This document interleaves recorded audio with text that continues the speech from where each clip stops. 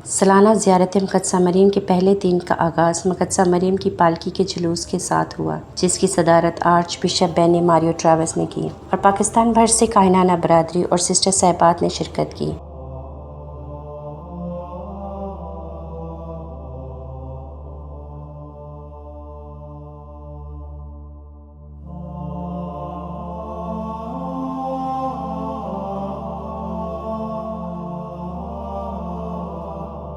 मरियमाबाद committee ने तमाम इंतज़ामात बहुत प्रोफेशनली किए हुए थे।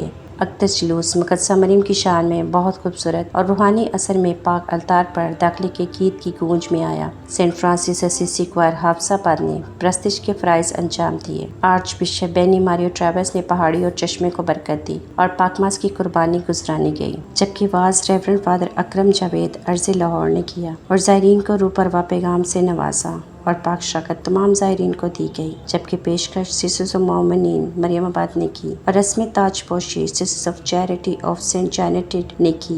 पाकमास के बाद ताजपोशी की अक़दस रस्म अदा की गई और पाक पहाड़ पर जाकर मुक़द्दसा मरीम को ताज पहनाया गया। तमाम ज़ायरीन ने इस इबादत में बरकत हासिल की और मुक़द्दसा मरीम को सलाम पेश किया।